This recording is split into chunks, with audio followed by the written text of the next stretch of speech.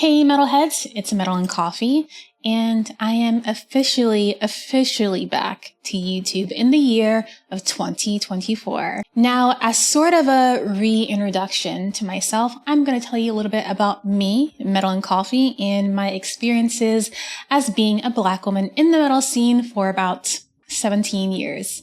That number is crazy. So what have I been doing for these 17 years that I've been an active voice in the metal scene? So let's start off with how I got into metal. I have always been into heavy music. Growing up, sure, I wasn't exposed to the underground scene just yet, but out of the top 40, I was listening to all new metal, Linkin Park, POD, Korn, Limp Bizkit. Of course, I was on the pop punk side as well with Simple Plan, Yellow Card, Blink-182. I was always into my rock and metal. And so with college, I really had a big interest in sharing my love for music. So I joined the radio station. And this radio station in Philly was pretty well known for being non-commercial and having the biggest vinyl record library in the entire city. It's WKDU 91.7 FM. Have you heard of it? Anyway, I started my DJ journey in 2007. I think my show was named Bittersweet Agony because I was completely heavily into prog metal at the time. I was listening to Anathema, Green Carnation, Catatonia, Evergrey, Ayreon for my super prog metal nerds out there. And so that's how my interest started. And then of course, if you start out with prog rock, you're going to get introduced to Opeth, right? And Opeth is where everything started for me. It's where the metal transition started. And so yeah, I had my radio show from 2007 to 2010-ish. So it was a while, off and on, of course. And I'd be playing a lot of prog, but also as my metal taste developed, I got into post-metal like Cult of Luna, Callisto, Isis, Pelican even. And then I got into the more raw, like grimy stuff like I Hate God, The Sludge, and the sludge metal. And then I started incorporating a lot of hardcore into my DJ sets because I just identified with the scene. It was just really my style, and it ignited something in me that I didn't know that I had. Like, I was about to punch some people out. Like, I was hype as fuck. And so I was playing stuff like Trap Them, Botch, Cave In, Dillinger, Escape Plan, Converge. And so my show was kind of like a really interesting blueprint of how my taste developed over all of those years. So during my radio station years, I experimented with both interviewing bands and kind of having them play live sets on my show. I interviewed bands like Porcupine Tree. I know, I'm still proud of that. And This Will Destroy You, which is a post-rock band. I'm not really sure what their status is right now. I almost interviewed These Arms Are Snakes, but they were running late on their tour. But they did stop by the station just to be like, hey, sir, we have to get to the venue. And yeah, that kind of cemented how nice those dudes are. And I almost interviewed Burst, which is a Swedish post-metal band who recently they released a box set, which I totally fucking snagged. By the way, it's back there. I'll show you later. In terms of live and studio performances, I had a band called Sagicacia play on my show. They are a local sludgy Philly band. And I also had Thou play on my show, another sick sludge band. So I absolutely valued all of those experiences. Very few, but every one of them I still think about to this day. But with those experiences, I learned that interviewing bands, not really for me. I started out in college. I'm like, oh, I want to be a PR person. I want to be like a personality. I want to interview bands and stuff like that.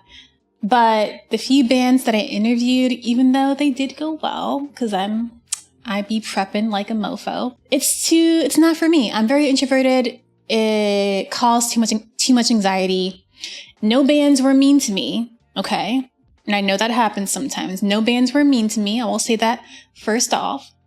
But I didn't like the anxiety that came with being an introvert, but also being so drastically different from everyone in the metal scene.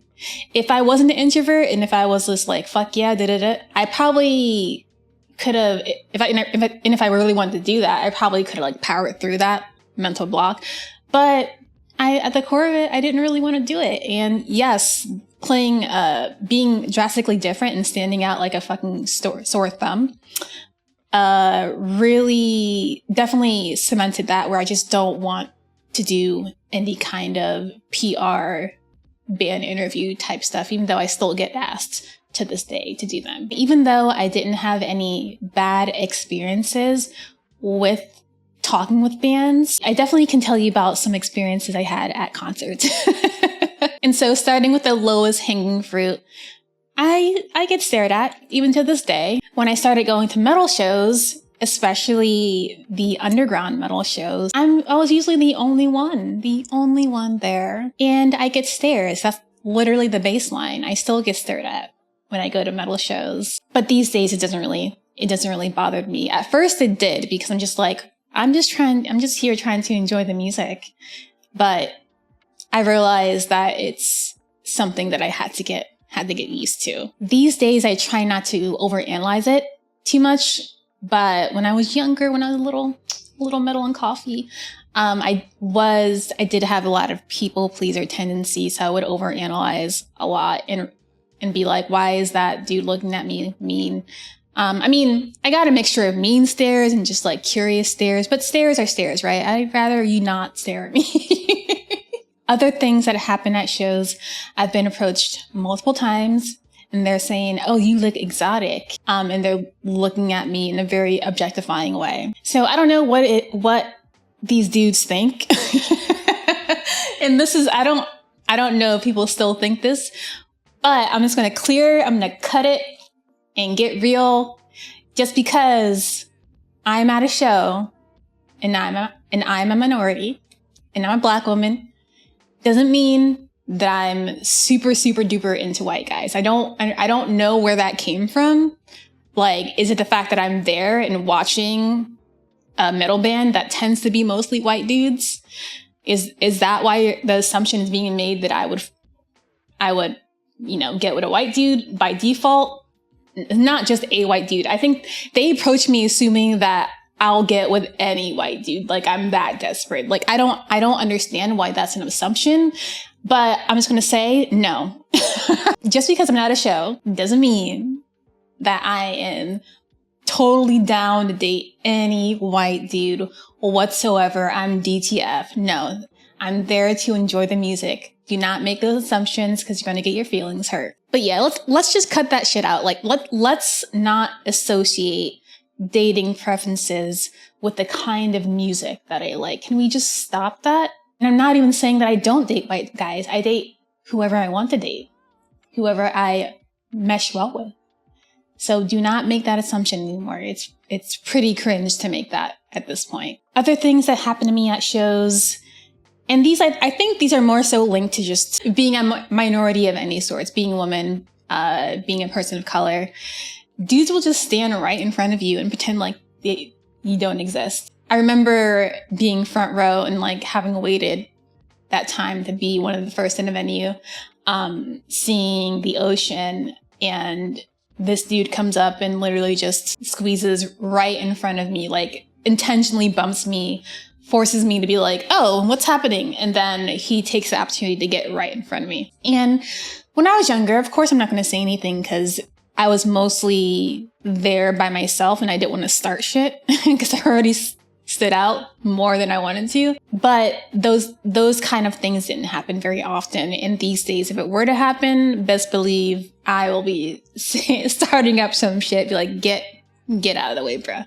You ain't doing that. So I don't want to sit here and act like though I just experienced bad things at shows. That's definitely not the case, because the metal community I found is to be one of the most accepting communities, despite some of the bad apples I run into. For instance, if people see me behind them, like a dude will block me from the mosh pit because he knows how to be a fucking dude. And I've had people just literally let me in front of them, which is kind of cool. So in terms of being active online, when I was doing radio, I wasn't really posting too much. Sure, I post my playlist online, but that was the extent of it. When I finally transitioned to my Metal and Coffee years, that's when I started ramping up the online presence, because I decided to start reviewing bands and writing about them and starting to do stuff on YouTube. I had a short period of time where I was a music reviewer for Ghost Cult magazine, and I also was a radio DJ for GimmeMetal.com. And also during that time, I became an avid vinyl record collector. My collection is mostly metal with a little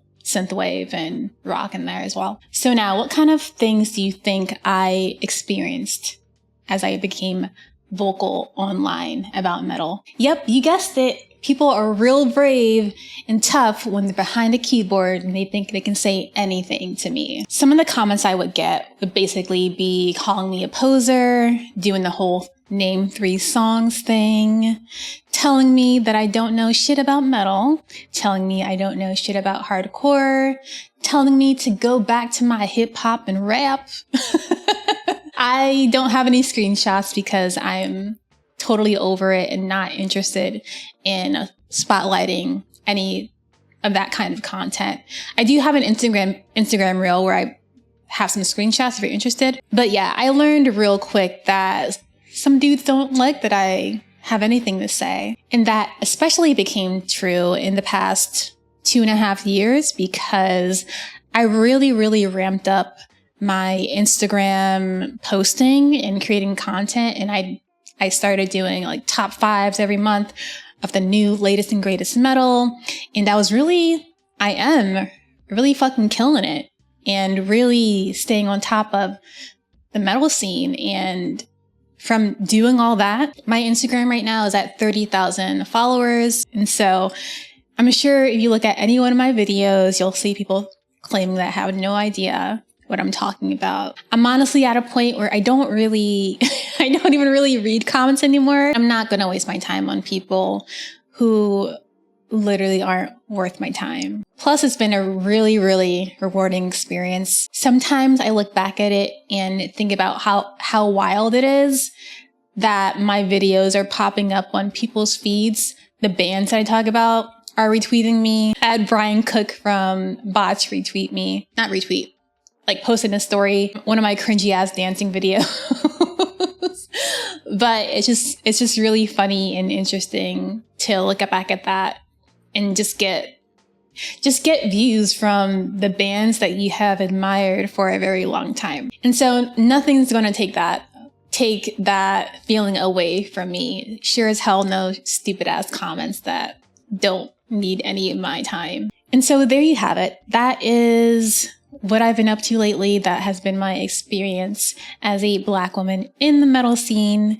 I ain't going nowhere. Don't you worry about it. You know what's really funny too, which I didn't even imagine happening. I did not, I promise you. But I want to tell you, the past 3 shows I've been to, I've seen Botch recently. I've seen Horrendous. Okay. Those 2 shows had 3 people come up to me. Hey, you're Metal and Coffee. And I'm like, me? I'm a nobody. What are you talking about? But that also goes to show how small the metal scene is, because don't mistake. I don't think I'm famous. I don't think I'm popping like that. I do put a lot of work into what I do. So I think that's pretty cool that people recognize that and want to acknowledge me. But your girl is just I'm a little music nerd who would prefer if no one saw me. But that is pretty much all I have for you today. In terms of what to expect from the Metal and Coffee YouTube channel, I'll be doing longer form content of what I already do on Instagram. Every month, I'm going to release a top 5 of the month, top 5 metal and hardcore releases of the month. I'll give you a recap of what was released that month and what I found interesting, so you can expect that. My next video is going to be top 10 of 2023 because I did not post that yet. I posted a short form on Instagram, but I want to post a longer talkative, in-depth review of my top 10. So that'll be my next video. If you have any requests or video ideas that you want me to look into, you can feel free to comment below. But yeah, I really appreciate you taking the time to watch this, and I'll see you in the next video.